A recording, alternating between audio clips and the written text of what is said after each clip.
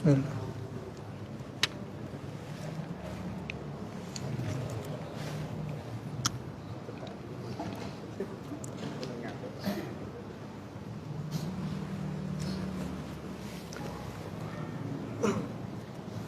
Assalamualaikum warahmatullahi wabarakatuh.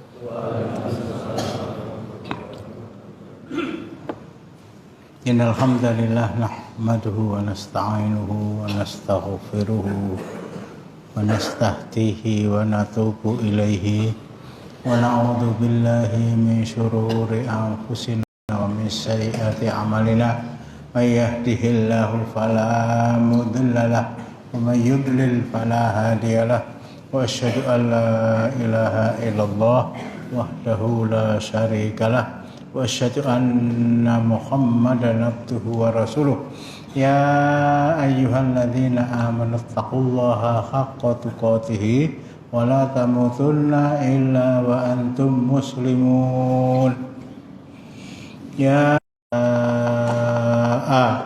wattaqullaha alladzi tasaaluna bihi wal arham innallaha kana 'alaikum raqiba. Ya ayyuhalladzina amanu taqullaha wa qulu qawlan sadida yuslih lakum a'malakum wa yaghfir lakum dhunubakum wa may yuti'illaha wa rasulahu faqad faza fawzan 'azima. Ma ba'du fa inna asdaqal hadits kitabullah wa khairal hadi hadyu Muhammadin sallallahu alaihi wasallam syarrul umuri muhdatsatuha wa kullu muhdatsatin bid'ah wa kullu bid'atin dhalalah wa kullu dhalalatin finnar. Melanjutkan tentang karunia Allah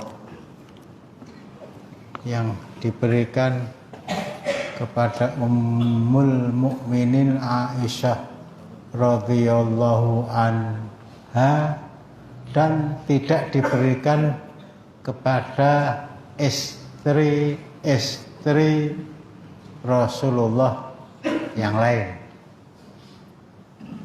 Kemarin saya bacakan ada 9 ya.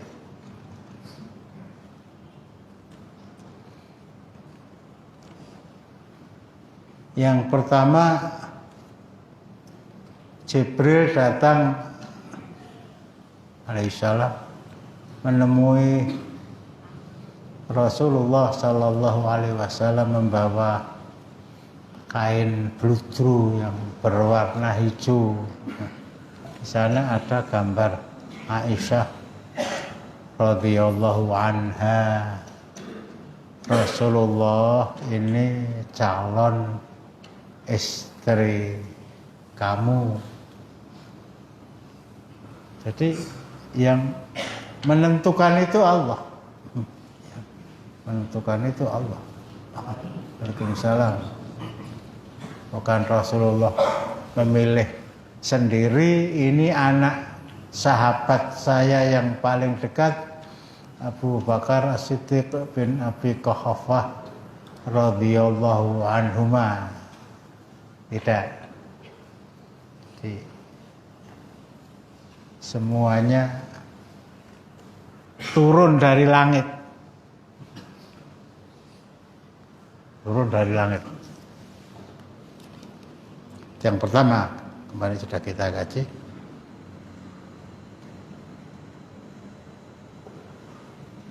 Waqat nomor 2. Waqat tazawwajani bikran wa ma tazawwaja bikran ghairi.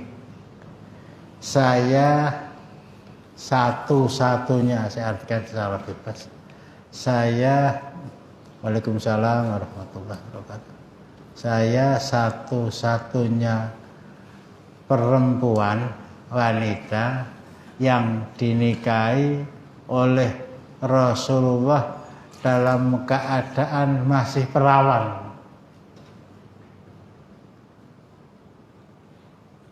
Virgin. Sementara istri-istri beliau yang lain, yang menurut pendapat paling kuat jumlahnya 10 ditambah 1 Aisyah menjadi 11, itu semuanya janda. Saya memahami bukan merupakan suatu kebanggaan dari Aisyah, bukan suatu kebanggaan. Tapi kalau ini sebuah berita,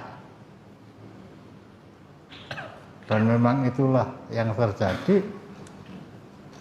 mengapa Rasulullah itu, kalau bahkan ini yang bertanya salah seorang orientalis yang saya lupa namanya.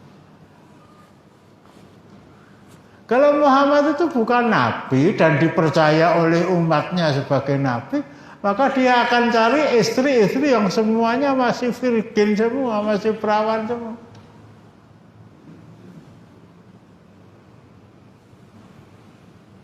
Jadi maaf ya, saya harus menyinggung rumah tangga. Dalam hal ini istri-istri beliau lebih detail. Bukan mau mengungkit-ungkit. Waalaikumsalam warahmatullahi wabarakatuh. Ini mudah-mudahan lebih memahamkan kepada kita, semuanya itu berangkat dari wahyu.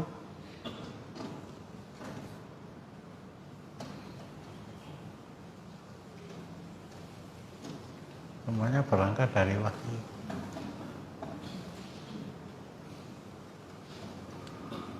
Menurut riwayat, Rasulullah berusia 25 tahun ketika menikah dengan Khadijah binti Khuwailid radhiyallahu anha, berusia 40 tahun.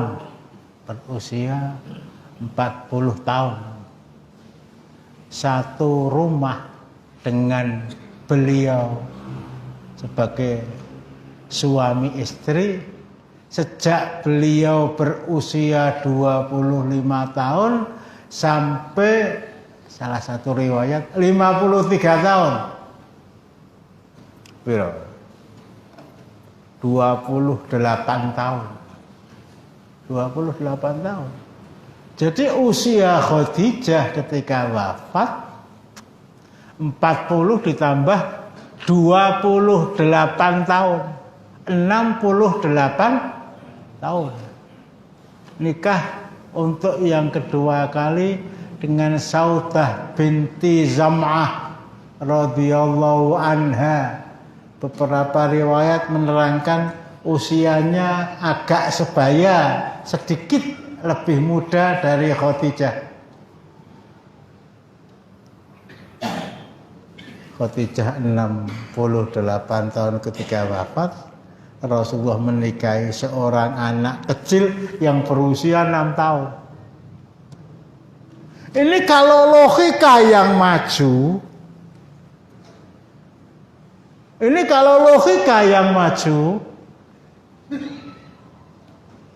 bukan mantikus sama, bukan keyakinan kita bahwa Rasulullah melakukan segala sesuatu itu atas perintah Allah. Ini akan lahir di dalam benak kita sebuah pendapat seperti yang banyak dilontarkan oleh orang-orang yang mengaku Islam dan munggah kaji dan salat Idul Fitri.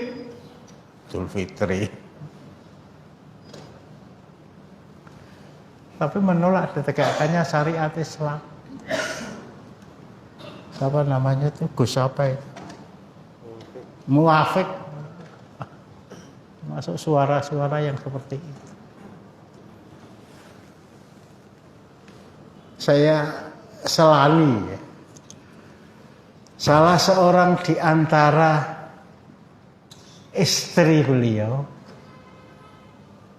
adalah saudara sepupu beliau. Siapa? Yainab binti Jahsh.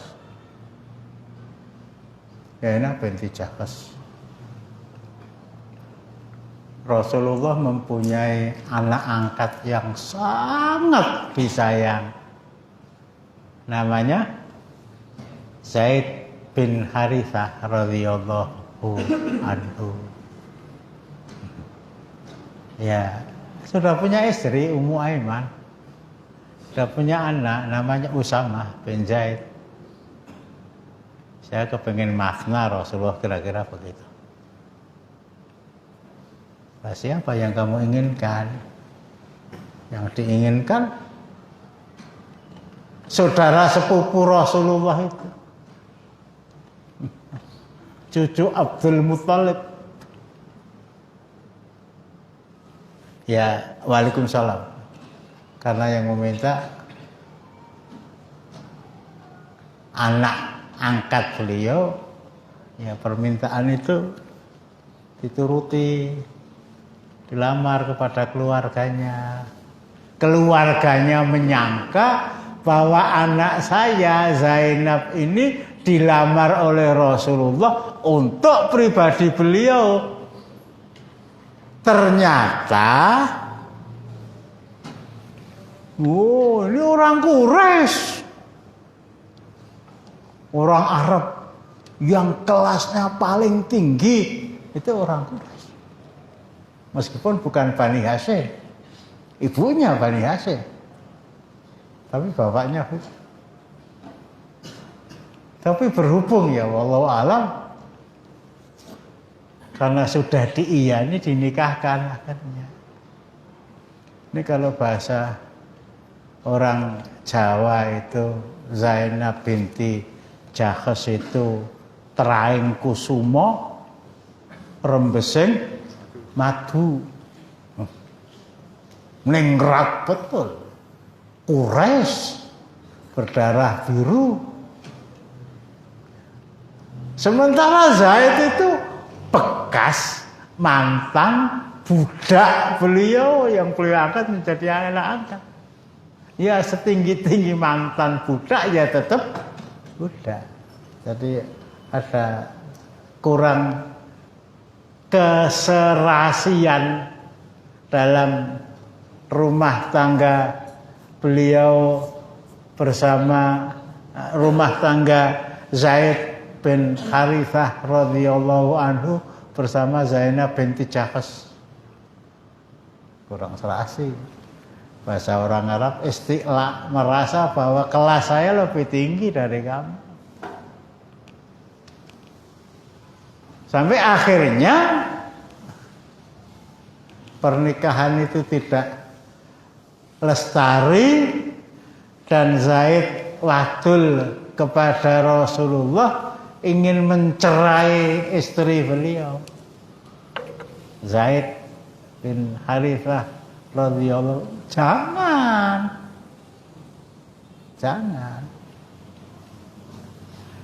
Kata-kata jangan ini ya sesuatu yang lumrah diucapkan oleh seorang bapak kepada anaknya, mosok anakku arep megat bojone. Tetapi ada sesuatu yang kata orang ada udang di balik batu. Coba kita buka surat Al-Ahzab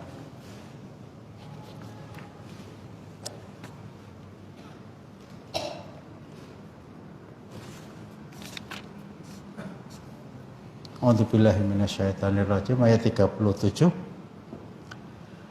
Wa ittaqulu lilladzi an'amallahu alaihi wa an'amta alaihi amsik alaika zawjaka wattaqillah wa tukhfi fi nafsika mallahu mubtih wa takhshan nasa wallahu haqqu an takhshah walamma qada zaitu wa falamma qada zaitu minha wa tara zawwajnaka halika la yakuna 'alal mu'minina harajun fi azwaji adiyaihim idza qada minhunna wa tara wa kana amrullahi maf'ula. Nama Zaid ini adalah nama satu-satunya sahabat yang disebut oleh Allah di dalam Al-Quran. Abu Bakar disebut yaqulu li sahibihi, gitu ya. Berkata kepada temannya, tidak disebutkan. Enggak ada seorang pun dari sekitar 114 sampai 124 ribu sahabat Rasulullah yang namanya disebut kecuali Zaid bin Harithah. Tolong Abu Dzulqarnain ya. Dan ingatlah, ketika kamu berkata pada orang yang Allah telah melimpahkan nikmat kepadanya, dan kamu juga telah memberi nikmat kepadanya. Ini namanya Zaid bin Harithah itu. Tahanlah terus istrimu dan bertakwalah pada Allah. Sedang kamu menyembunyikan di dalam hatimu apa yang Allah akan menyatakannya. Titik. Jangan Zaid, kira-kira kalau saya bahasakan begitu. Ya Muhammad ku ya kaya mimi. Nek wong Jawa ya. Kaya mimi lan mentuno ya. Nanti salah siji mati. Rasulullah jelas mengatakan amsik alaika zaujaka, jangan dicerai. Wattaqillah, dan bertakwalah kepada Allah. Padahal kata-kata yang diucapkan Rasulullah kepada Zaid, selain kata-kata seorang bapak angkat kepada anaknya, ini kekhawatiran Rasulullah. Kekhawatiran Rasulullah. Jangan-jangan di sini disebutkan wa tukhfi fi nafsik, wa tukhfi fi nafsik. Kamu menyembunyikan di dalam diri kamu sesuatu mallahu mubdih, yang Allah akan menampakkan. Apa yang kamu sembunyikan di balik kata-kata ittaqillah wamsik alaika zaujaka? Amsik alaika zaujaka wattaqillah. Ada kekhawatiran Rasulullah nanti kalau Zaid mencerai istrinya, kemudian masa iddahnya sudah habis, Allah menyuruh saya menikahi Zainab yang adalah saudara sepupu saya, nggak ada masalah. Tapi di kalangan orang Arab itu masih kuat sebuah pendapat, sebuah keyakinan, bahkan sebuah prinsip, anak angkat itu anak kandung. Istri anak angkat itu istri anak kandung. Artinya apa? Tidak pada tempatnya. Tidak ada satu celah sekecil apapun kok sampai ada seorang bapak menikahi mantan istri anak di antara dua tanda petik angkat. Jadi nggak ada selera sama sekali. Nggak, sekali lagi ya kita dengarkan. Ayo, Kafi baca. Bisa? Ayo baca, ayo. Dan ingatlah ketika kamu berkata kepada orang yang Allah telah melimpahkan nikmat kepadanya, dan kamu juga telah memberi nikmat kepadanya. Tahanlah terus istrimu dan bertakwalah kepada Allah, dan kamu menyembunyikan sesuatu. apa yang Allah akan.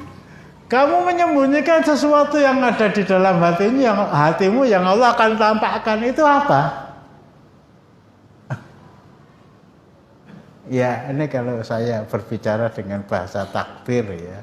Memang Allah takdirkan Zainab menjadi istrinya Zaid.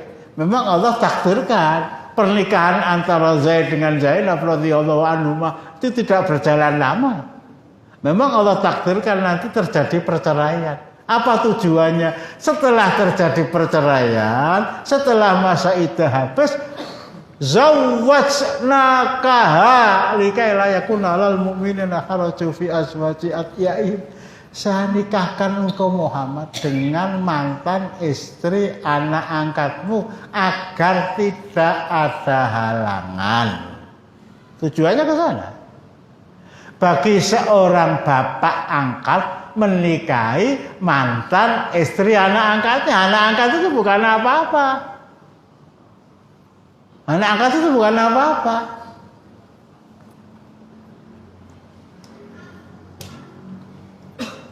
Artinya saya singgung sedikit ya, saya singgung sedikit.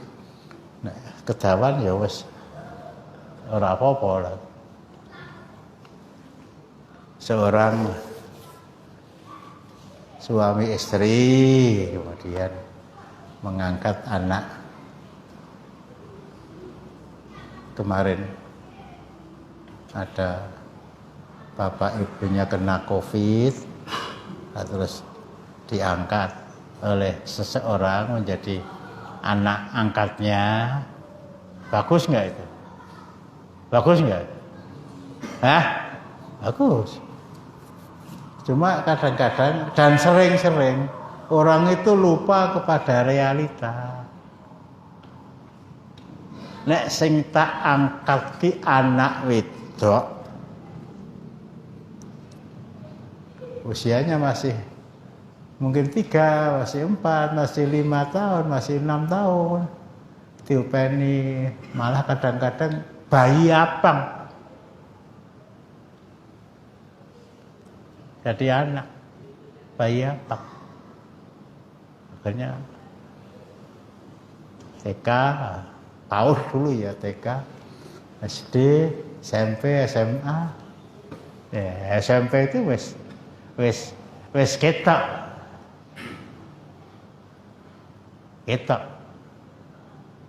Dalam hal apa? Wah, yo ki anakku iki, anakmu apa? Begitu. Ya, sambil bahasa yang paling ringan dari pendapat para ulama. Begitu anak ini balighah, bahkan sebelumnya juga, antara anak angkat dan bapak angkat itu tidak ada hubungan sama sekali, kecuali hubungan yang disahkan oleh pencatatan sipil. Artinya apa? Bapak melihat anak angkat yang sudah berusia, saya ambil pendapat yang paling ringan 15-16 tahun, sekitar ayune rong kuwi.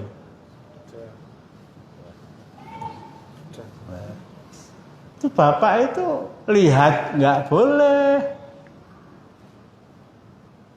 Arep mangkat sekolah utawa nyang pondok salim nggak boleh. Ini orang lain.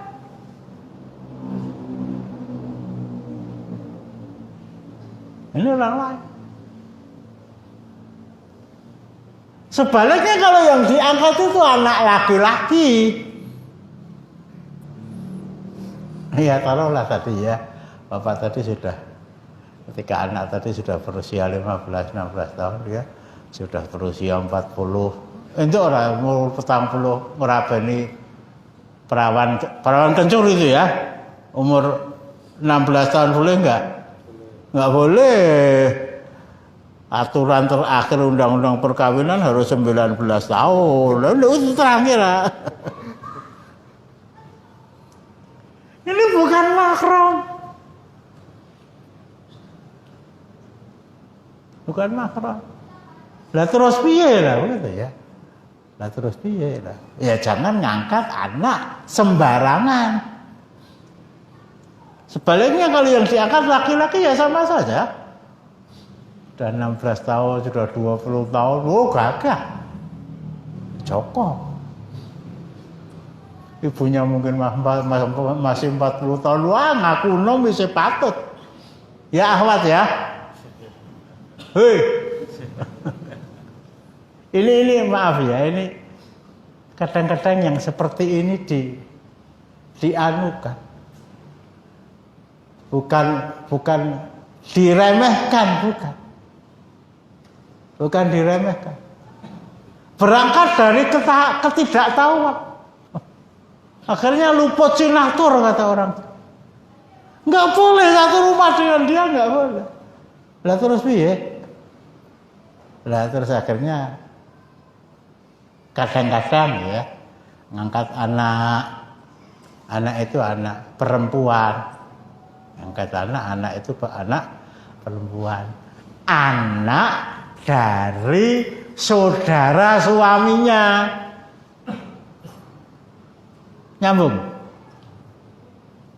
Jadi mungkin anak kakak suaminya atau adik suaminya, lah ini ponakan. Ngantek gede, ngantek perawan, ya tetap ponakmu.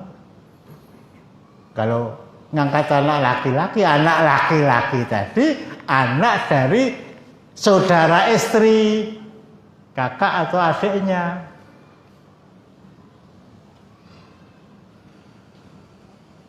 Artinya Islam melarang pengangkatan anak kalau sampai anak tadi dinisbahkan kepada dirinya. Banyak yang terjadi, sudah usia 19 tahun, selesai kuliah, dilamar oleh orang lain. Siapa yang menikahkan? Ya bapak angkat itu. Bisa jadi berangkat dari ketidaktahuannya, bisa jadi berangkat oleh kemauannya awet bayi apa enggak. Ya pengecualian ada ya, pengecualian ada. Bayi abang ditemu nang ngarep omah itu, kalau yang saya pernah dengar di radio itu, suami mau berangkat sholat subuh, nyenggol dus superem itu, dus superem itu singgol, wah, bayi, akhirnya ya Allah, alhamdulillah lah terus. Akhirnya oleh istrinya,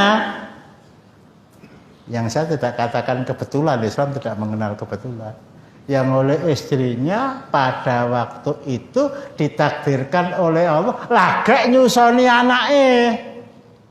Artinya punya anak yang masih berusia di bawah 2 tahun. Wis tak susonane sisan. Berarti dia menjadi anak sesusuan.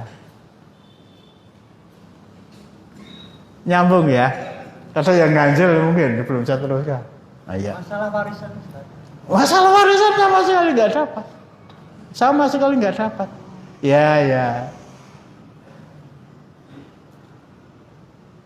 Kebijaksanaan itu bisa saja ya. Jadi punya mungkin anaknya itu jumlahnya 5, kemudian mengangkat angkat 1, sudah besar bersama-sama. Itu bahasa musyriknya orang Jawa. Bahasa musyriknya orang Jawa. Nek wis omah-omah 4 tahun, 5 tahun kok ora ndek anak, ngangkat anak. Ya, ngangkat anak. Dengan punya anak itu konon benih suami atau benih istri itu protes.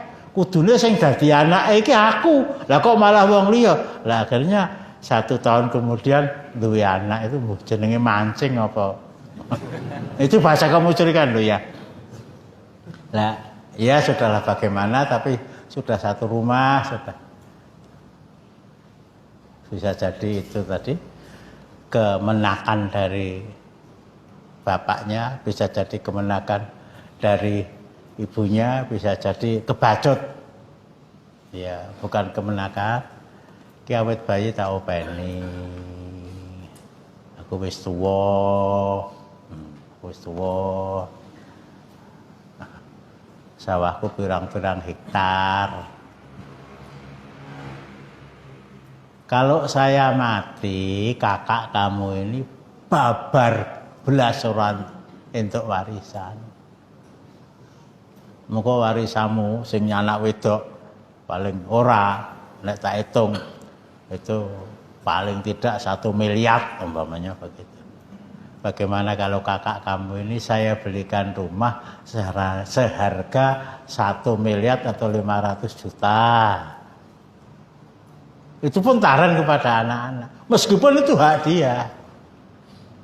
Dalam rangka menghindari fitnah. siap. Enggak ada siap itu. Insya Allah siap. Nah, begitu. Pakai insya Allah. Begitu. Nah. Saya dulu ini memang pengalaman saya juga anak pungut Ustaz. Jadi waktu oh, dipungutnya nih, anak angkat. Bukan Ustaz. Iya iya. Terus? Hibah gitu kan. Iya iya, apa tuh hibah? Jadi kalau bahasa syar'inya ya, bahasa yuridisnya, pondok kita aku tak kayak masmu dhewe kowe ora itu protes. Masmu ora tak kei nyat kuwi dudu anakku. Ini bahasanya benar untuk itu. Sebagai imbangan ya. Surat An-Nisa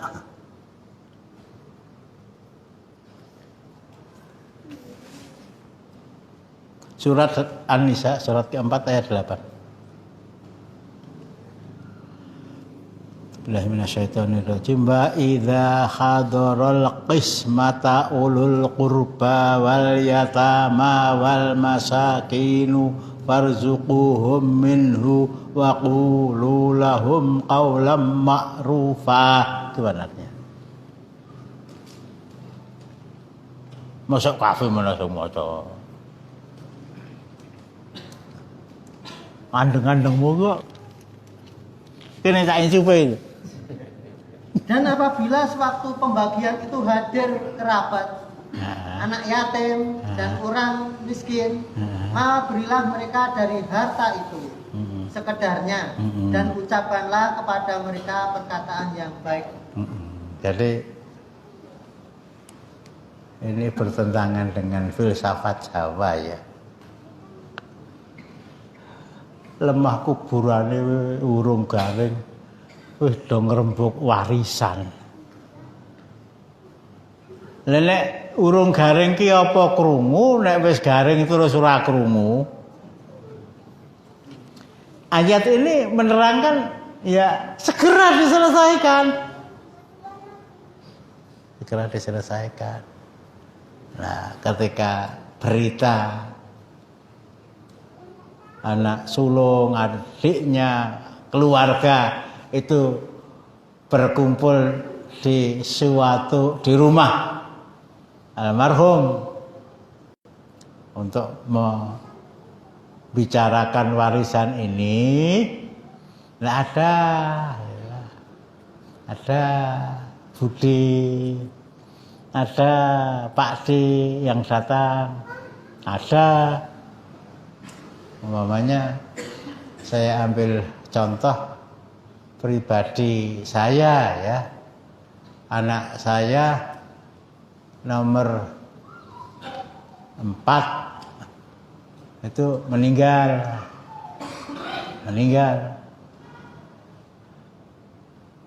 punya anak 2. Itu nanti kalau saya mati atau ibunya anak-anak mati, dia nggak dapat bagian. Yang itu bagian ibuke lah, ibuke wis dhisik. Nyambung ya.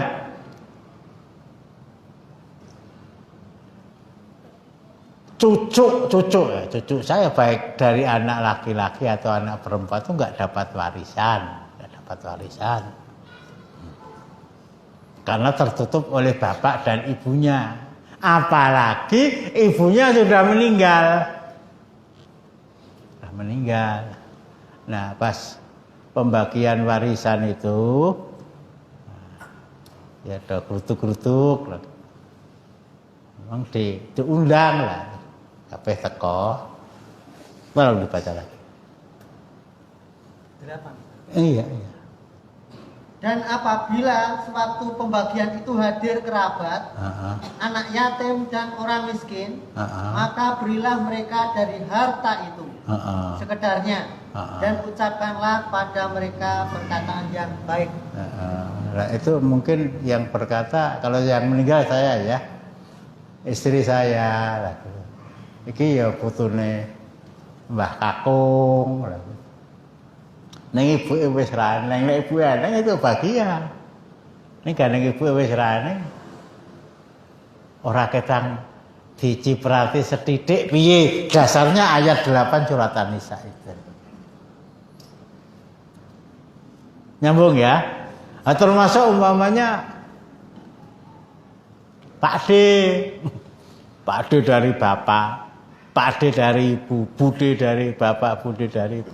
Itu tidak mendapatkan bagian warisan.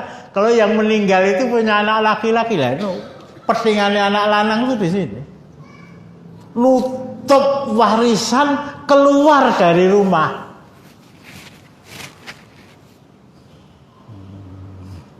Nutup warisan keluar dari rumah. Anak gur telu, wedok loro, lanang siji sudah keluar.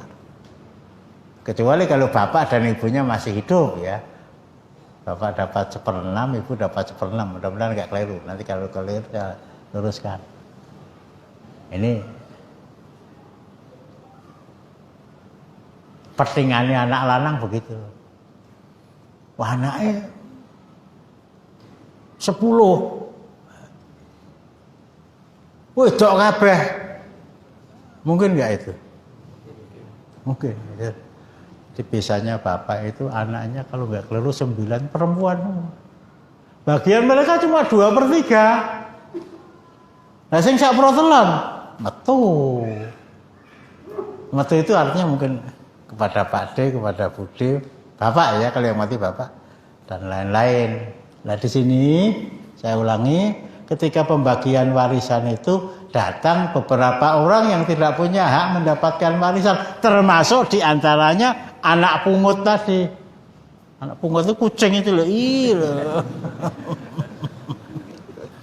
begitu. Masya Allah ya, luasnya Islam itu kan ngendi-ndi wis ngantek nggak akan. Ada yang tanya Ustaz. Sebentar, lah itu beli sudah.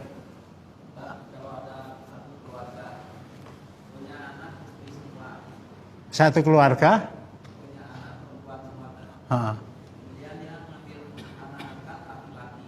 Kemudian anak laki itu disusukan pada adik. Dinikahkan. Anak angkat itu disusukan ke adik ibu angkatnya kan. Apa jadi mahram? Anak angkat yang anak laki-laki yang diangkat menjadi anak itu disusukan kepada adik ibu angkatnya.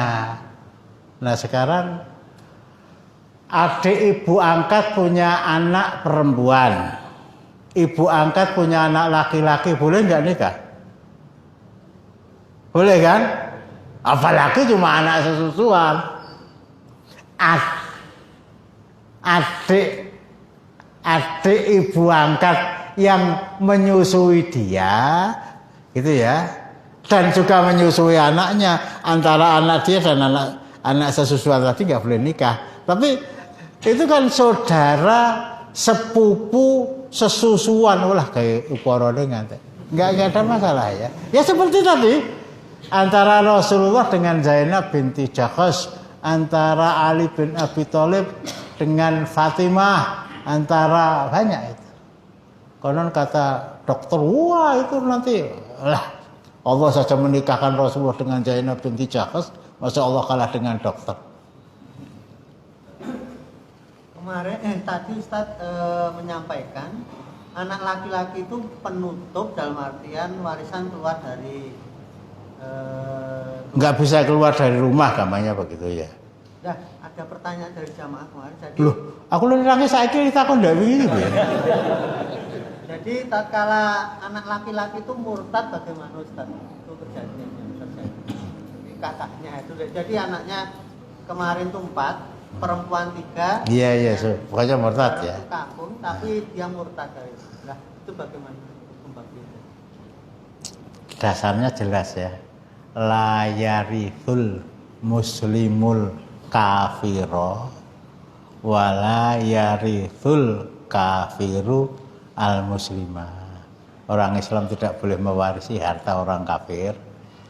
Orang kafir nggak bisa mewarisi harta orang Islam. Cuma anak itu sering-sering urek. Bapakmu ra salat. Anu KTP ini Islam. Di situ. Tapi kalau bapaknya tuh tahlil, wah, betah. Kullu batatin dolalah, wa kullu dolalatin finnar, kafir. Nah, bareng bapak mati kedum warisan.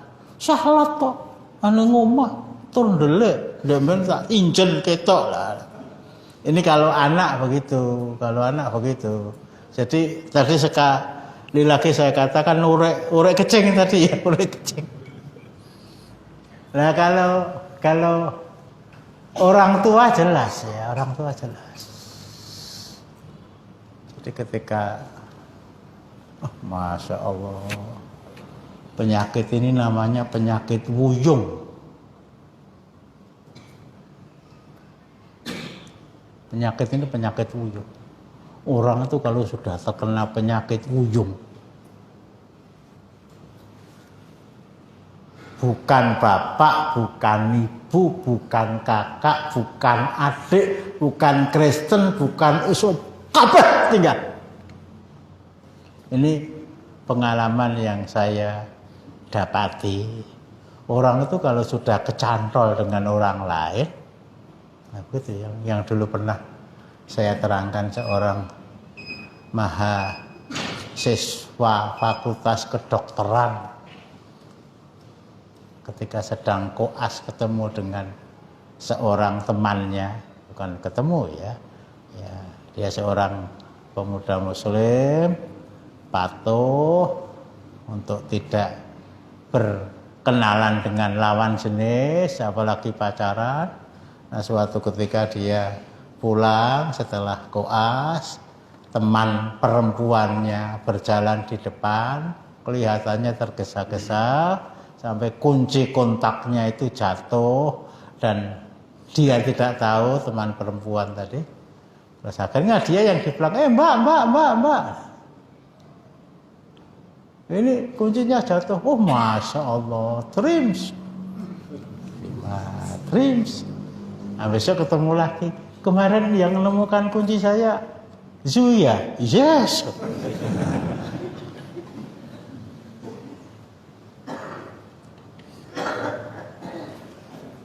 Kerumunan yang masjid itu. Begitu perkenalan dengan dan tidak sengaja.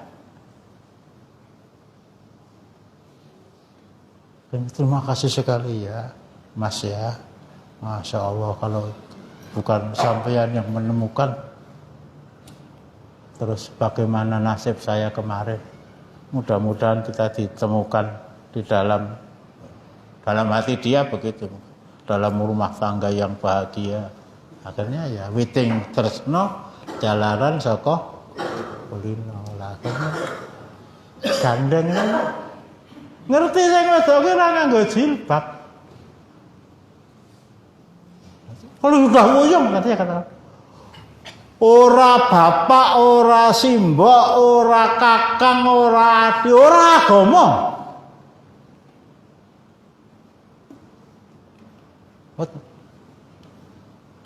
Jadi kalau boleh saya ingatkan, apabila mengetahui ada salah seorang di antara anak kita gandengan dengan anak perempuan, langsung dilamar.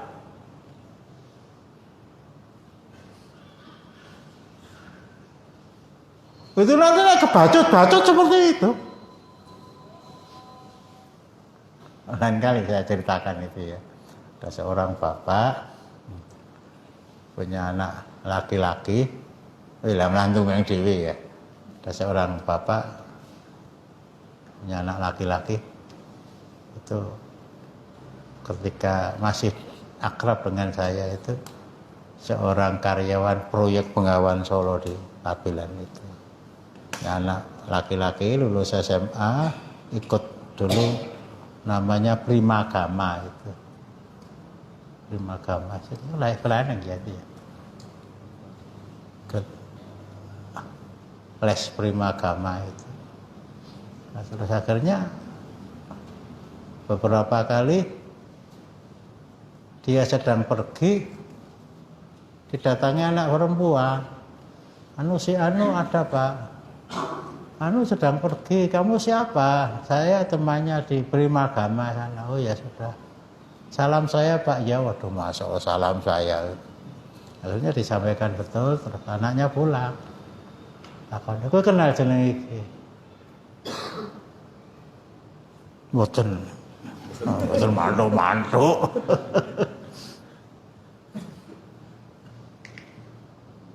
Kowe seneng? Nggih. Omongin di. Lulus SMA ini. Ini kalau boleh saya katakan bapak yang bertanggung jawab. Lulus SMA.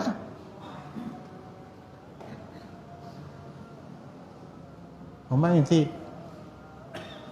Ya disebutkan alamannya, didatangi, ya alhamdulillah bukan kebetulan ya.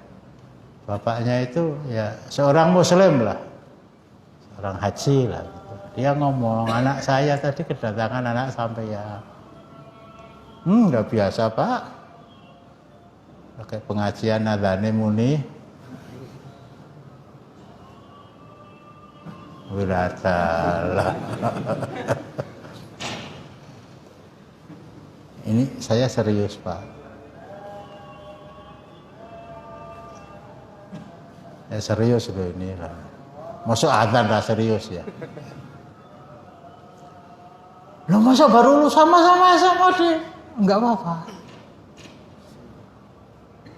Enggak apa-apa. Kuliah tetap kita biayai. Ternyata orang tua anak perempuan tadi juga kaya. Nah, nanti kita tanggung berdua lah. Tapi kuliah itu gunjungan ki wis suami istri lah. Begitu, iya.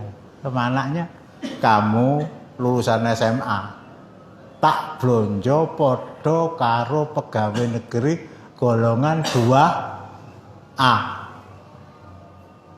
Kuliah selesai, istrinya juga selesai, wes kuliah, wes duwe anak, wes. Itu seperti itu. Semata-mata takut kalau sampai dia terkena penyakit wuyung, bapak kata orang Jogja dipreki. Pasar betul ya nek wong Jawa sprek lho itu ulah masuk. Ora mudeng kok guyu apa?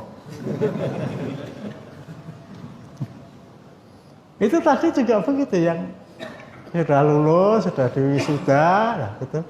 Bapaknya, kowe ndang omah-omah le nggih, kula pun gadah calon. Sopo? Ditunjukkan dalam HP-nya. Loh, kok gundulan? Gundulan itu artinya nggak pakai jilbab.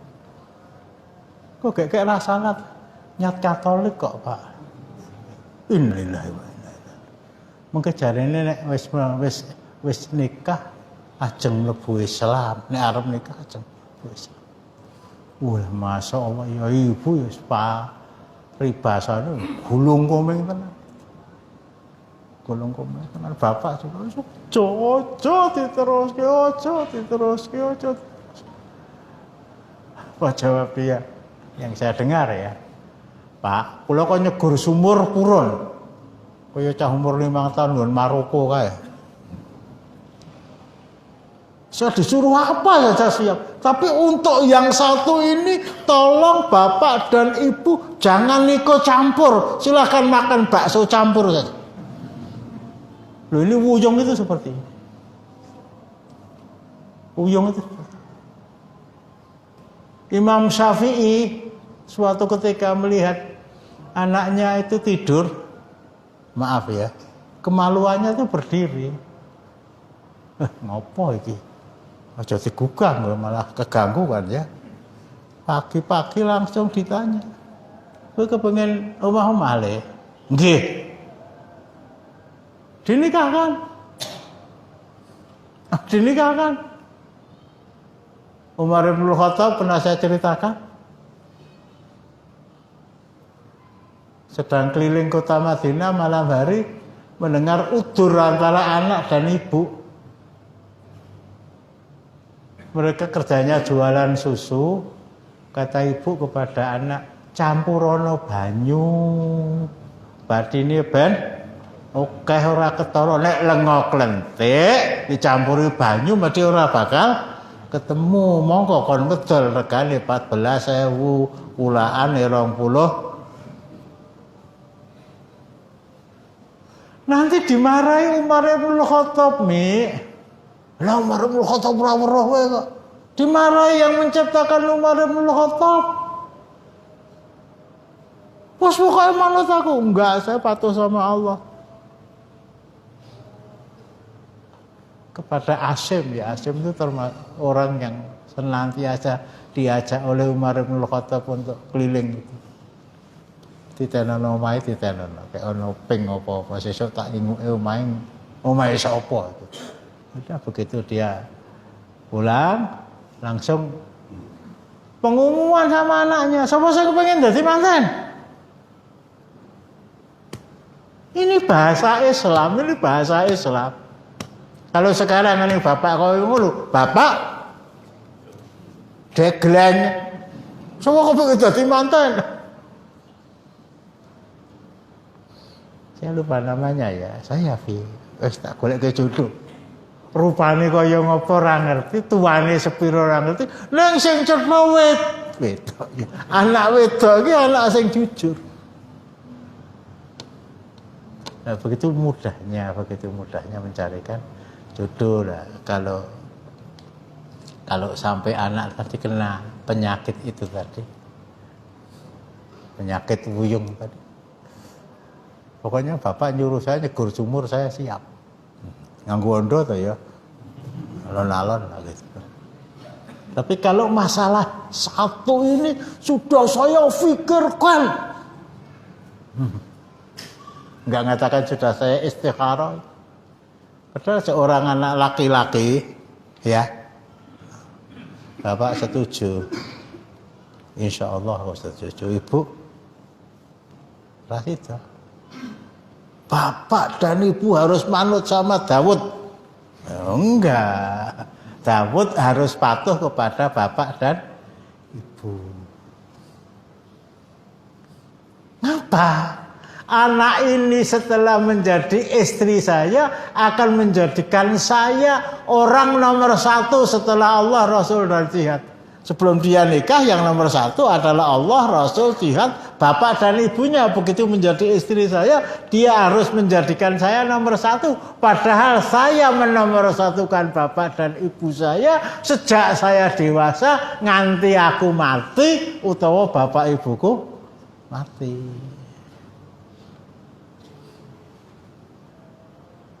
Dia harus berbakti pada saya, menomorsatukan saya.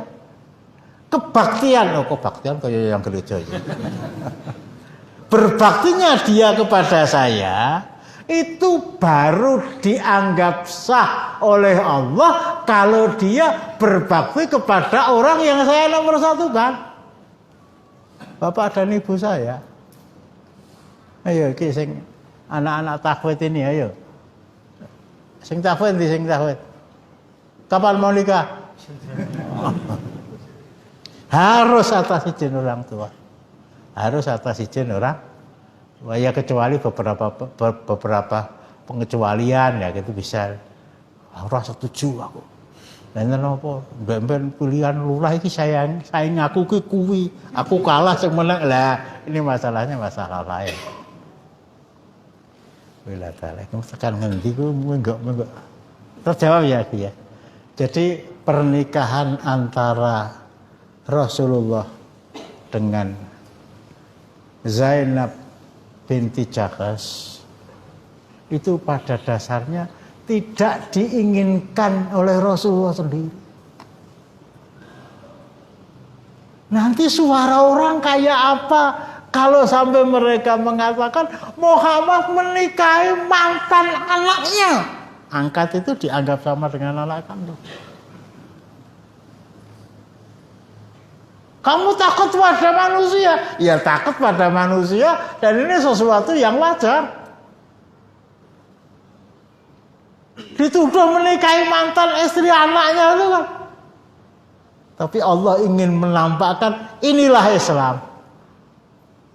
Inilah Islam.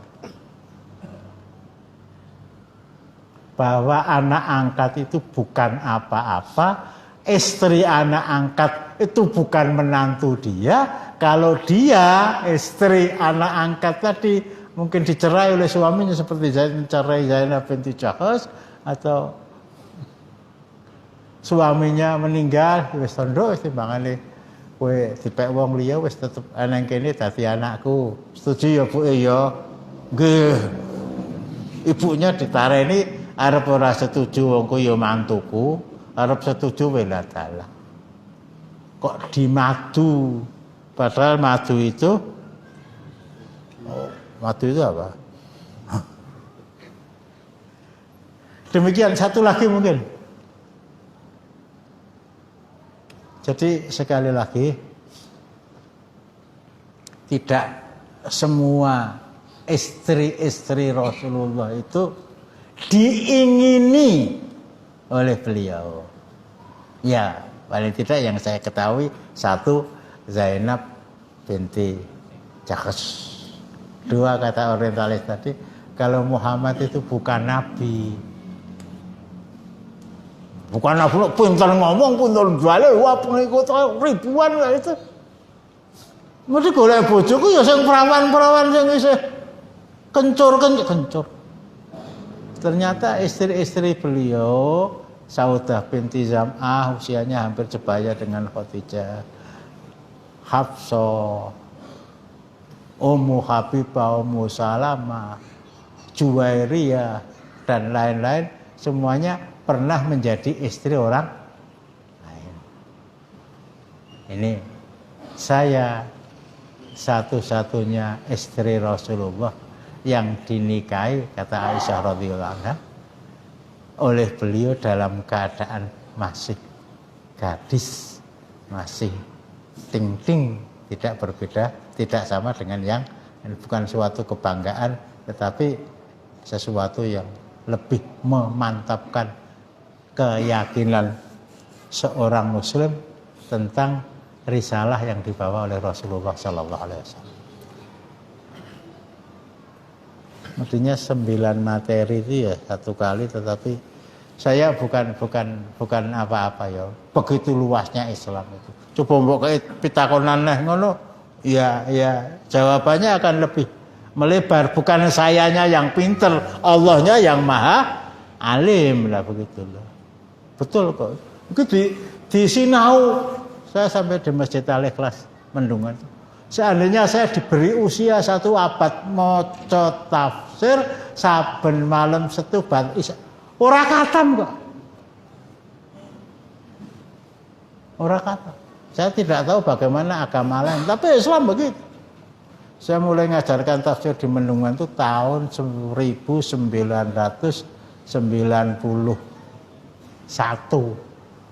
Terus berapa tahun?